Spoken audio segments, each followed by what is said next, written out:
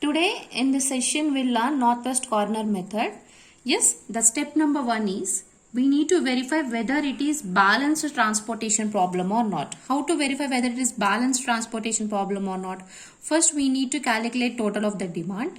Then we need to calculate total of the supply. If the both total of demand and the total of supply are equal, then it is balanced. Otherwise it is called unbalanced. Accordingly we need to add dummy row or dummy column, like depends on the situation. Now we'll check for this question. First we'll calculate total of the demand.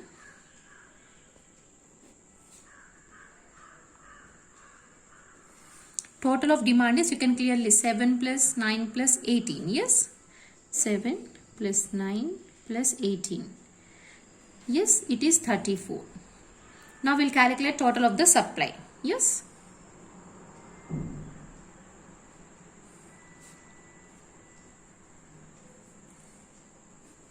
You can clearly see 5 plus 8 plus 7 plus 14.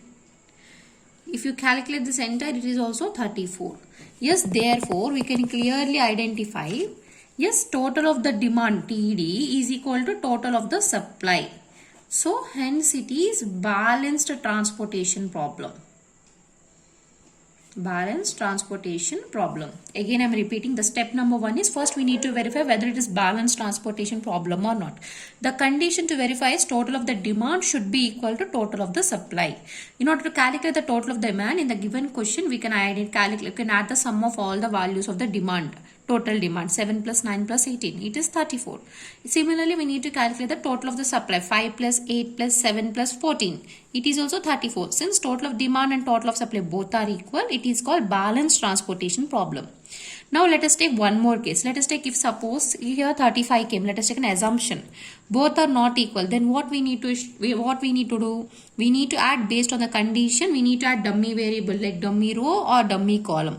0 0 0 by keeping we need to add. Okay dears, first we'll see this version. Since it is equal, we can continue as it is. Just copy down as it is the same table so that we can make the allocations.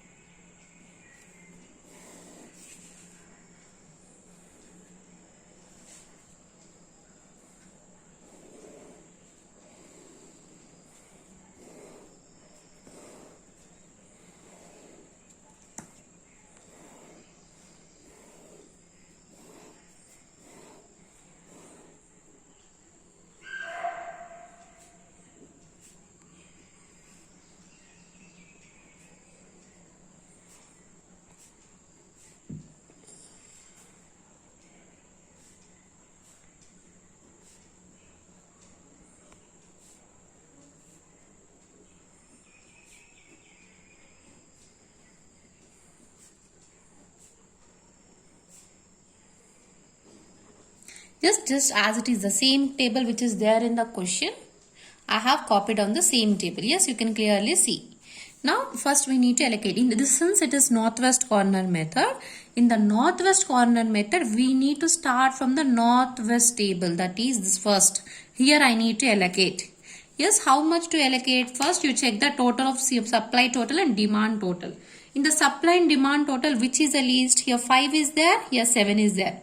Which is the least? 5 is the least, right? So I need to allocate 5 in this cell 1. In northwest corner method, always I should start here, since it is a northwest corner cell. That is the reason I will start only here. Now how to allocate? How much to allocate means among the supply and demand, you just verify. Here 5 and 7 is there. Among this both, which is the least? 5 is the least, so that I will allocate 5 here. Since I have allocated the supply, so it becomes 0. Since I have allocated here, how much it is remaining? 2 is remaining. Yes. Now since entire row becomes 0, this in supply becomes 0, nothing is there to supply from factory number 1, 0 number 1. So these cells will get cancelled. Yes. Now where to again, since here still, but destination D1 requires other 2 more units still. So that is the reason I need to allocate from the factory to 2, that is O2, source 2. Yes. Now among the 2 and 8, which is the least? 2 is the least, right? So I will allocate 2 here. Yes. This 2 becomes cancel 0. Here among the 8 it is 6. Since I already allocated 2, this factory 2 has still 6 units of supply. Yes dear, since it becomes 0. See, now this destination 1 demand was fulfilled. So obviously this will become, these cells we will cancel since it becomes 0. Now obviously now why, since I'll come here because again this factory O2 has supply of 6 and here 9 is there. Among the 6 and 9 which is the least? 6 is the least, right? So I allocate 6 here. Yes, I'll allocate the 6.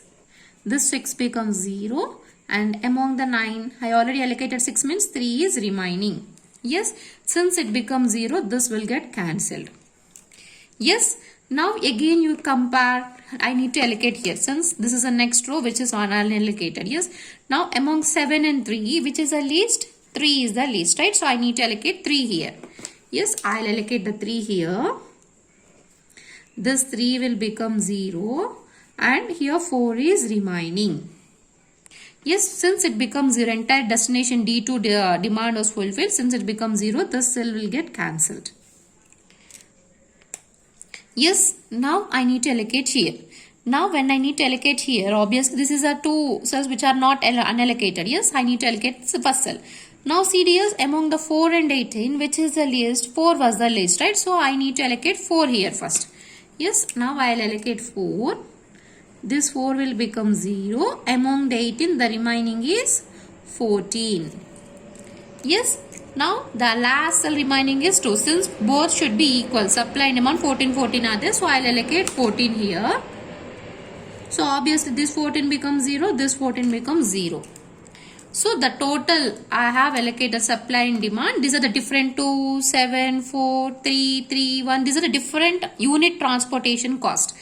Maximum I have allocated to find the initial best feasible optimal solution. In order to find minimum transportation cost at initial stages I have allocated by using northwest corner method. The only technique is I need to start here. Yes, since it is a northwest corner method, this is a northwest corner cell. First cell I need to start. When I was allocating, I need to just verify among the supply and demand which is the least, that I need to allocate. Like this I need to continue forward like how I have shown here. Now we need to calculate minimum total transportation cost. Yes. Therefore total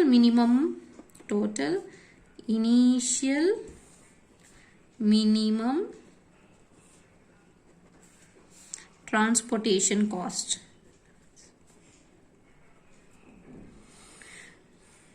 How to calculate here?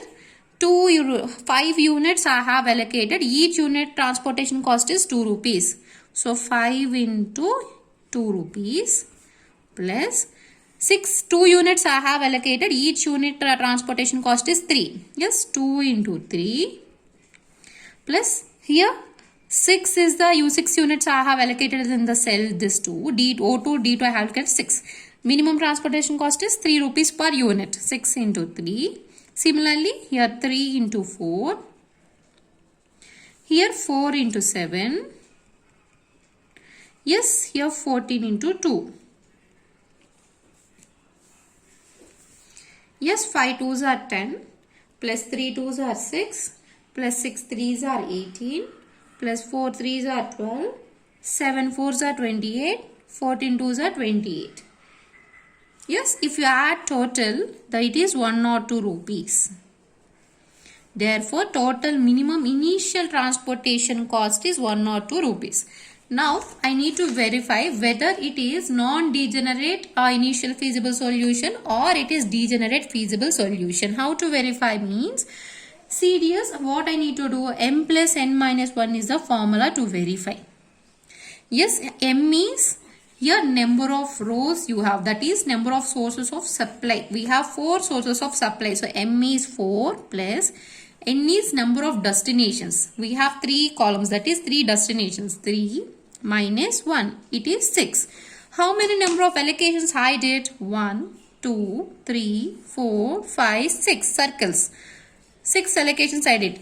Number of allocated cells are also 6. Since both are equal, it is non-degenerate initial feasible solution.